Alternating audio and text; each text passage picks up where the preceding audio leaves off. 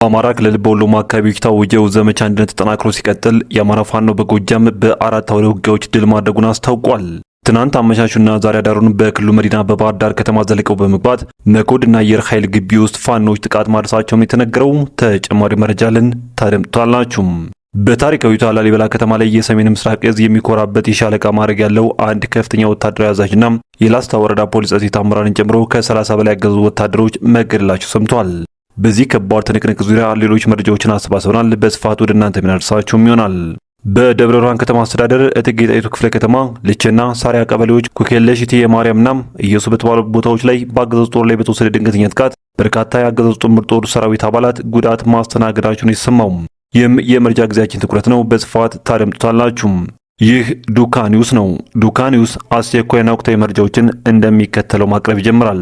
በቆይታችንም ቀደም ሲል ባርሱ ያስደምጥናችሁ ዜናዎች እንዲሁም ሌሎች መረጃዎችን ወደ እናንተ ክቡራን ቤተሰቦች በስፋት እናደርሳችኋለን። እናንተም ለቻናሉ አዲስ ከሆናችሁ ሰብስክራይብ እንዲሁም ቪዲዮ ላይክ እና ሼር በማድረግ እስከ ፍጻሜ አብራችሁ እንድትቆዩበት ትዕግስት እየጠየቅን አሁን በቀጥታ ወደ መረጃዎች አለፈን። የሰሜን ምስራቅ እዝ የሚኮራበት የሻለቃ ማዕረግ ያለው አንድ ከፍተኛ ወታደራዊ አዛዥና የላስታ ወረዳ ፖሊስ ጽሕፈት አመራርን ጨምሮ ከ30 በላይ ያገዙ ወታደሮች መገደላቸው ሰምቷል። በንጉሱም በቅዱሱም ሀገር ላስታ ላሊበላ ከተማም ትናንት ከንጋት ጀምሮ እስከ አመሻሹም ከባድ ትንቅንቅ ሲካሄድ ውሏል። በከተማው የፋኖን ክንድ መቋቋም ያቃተው ያገዙ ኃይል በታሪካዊ ቤተ አማኑኤልና በቤተ መድኃኔዓለም ጠምዶት የነበረው መድፍ አካባቢውን ሲደበድብ መዋሉ የተነገረ ሲሆን በዚህም ታሪካዊ ቅርሶች የመፍረስ አደጋ እንደተደቀነበት ተጠቁሟል። በሰሜን ወሎ ዞን ላስታ ላሊበላ ከተማ ትናንት መጋቢት 11 ቀን 2017 ዓ.ም ከንጋት ጀምሮ እስከ አመሻሹ ከባድ ውጊያ ሲካሄድ መዋሉን የአማራ ፋኖ በወሎ ቤተ አማራ የላስታ ሳምነው ኮር ህዝብ ግንኙነት መምሪያ አስታውቋል። ያሳምነው ጽጌ እስትንፋስ የሆኑት ጠቢባኑ የንጉሱ ላሊበላ ልጆች በዘመቻ አንድነት ላሊበላ ከተማ ላይ የሰፈረውን ራሱን ጥምር ጦር ብሎ የሚጠራውን ያገዙን ኃይል በመደምሰስ ከተማዋን ተቆጣጥረው መዋላቸውንም የኮሩ ህዝብ ግንኙነት መምሪያ ለጣቢያችን ገልጿል። በዚያው ውጊያ ከሁሉም የኮሩ ክፍለ ጦር የተውጣጡ ሻለቃዎች የተናበበ ትግል አድርገዋል ሲልም የገለጸው ህዝብ ግንኙነት መምሪያው ጠላት ላይ የእሳት በረዶ በማዝነብ የምትታወቀው ነበልባሏ የማዕረጉ ተማረ ክፍለ ጦር በላሊበላ ከተማ ሆስፒታል ማረሚያ ቤትና መሃል አደባባይ በመግባት በተለምዶ ዋጋን ተብሎ በሚጠራ ቦታ ላይ የነበረውን ከባድ ምሽግ በመስበር ተቆጣጥራ ውላለች ብለዋል። ዋጋን ተብሎ በሚጠራው አካባቢ የነበረው ምሽግ የተሰበረው በከባድ የጨበጣ ውጊያ ነው የተባለ ሲሆን በዚህም በርካታ ቁጥር ያላቸው ያገዙ ወታደሮች መገደላቸው ታውቋል። በከተማዋ መሃል አደባባይ በተደረገው ውጊያም አንድ የሻለቃ ማዕረግ ያለው የመከላከያ ሰራዊት አዛዥን ጨምሮ የላስታ ወረዳ ፖሊስ ጽሕፈት አመራርና ሌሎች በርካታ ቁጥር ያላቸው ባንዳ የፖሊስና የሚሊሻ አባላት መገደላቸውን የኮሩ ህዝብ ግንኙነት መምሪያ በላከው መረጃ ገልጿል። ከተፈራ ማሞ ክፍለ ጦር ከኃይሉ ከበደና እሸት ክፍለ ጦር የተወጣጡ ተዋጊዎች በከተማዋ ሰሜንና ምዕራብ ክፍል ማለትም በሲምኖ በሽምብርማና መካልት እስከ ሹምሻ ኤርፖርት ድረስ በመዝጋት በጠላት ኃይል ላይ ከፍተኛ ኪሳራ አድርሰውበታል ሲል ህዝብ ግንኙነት መምሪያው ጨምሮ ገልጿል። በተመሳሳይ የተከዜ ክፍለ ጦር አናብስት በከተማዋ ደቡብ አቅጣጫ ማለትም በናኩተላ በመግባት ቻይና ካምፕ ሰፍሮ በነበረው ራሱ መከላከያ ሰራዊት እያለ በሚጠራው ቡድን ላይ መብረቃዊ ጥቃት በመሰንዘር ትልቅ ድል መቀዳጀታቸውም የተነገረው።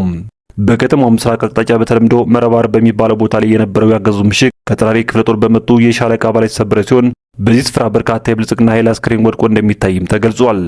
በተጨማሪም በኮሩ ስር የውባንታ አባተ ክፍለ ጦር አባላት ከጋሸና ወደ ላሊበላ የሚወስደውን ዋናውን አውራ ጎዳና በመቆጣጠር ተጨማሪ ያገዙ ኃይል እንዳይንቀሳቀስ ያደረጉ ሲሆን በሌላ መስመር የኃይሉ ከበደ አባላት ከሰቆጣ ወደ ላሊበላ ተጨማሪ ኃይል እንዳይንቀሳቀስ መስመር በመዝጋት ብርቱ ተጋድሎ አድርገዋል ሲል የክፍለ ጦሩ ህዝብ ግንኙነት መምሪያ አስታውቋል።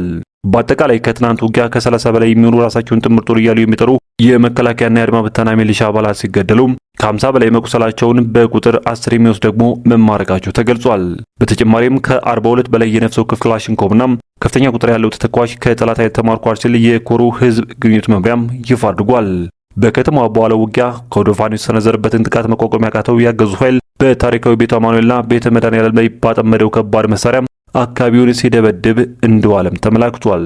ይህ በእንዲህ እንዳለ በአማራ ክልል በሁሉም አካባቢዎች የታወጀው ዘመቻ አንድነት ተጠናክሮ ሲቀጥል የአማራ ፋኖ በጎጃም በአራት አውደ ውጊያዎች ድል ማድረጉን አስታውቋል።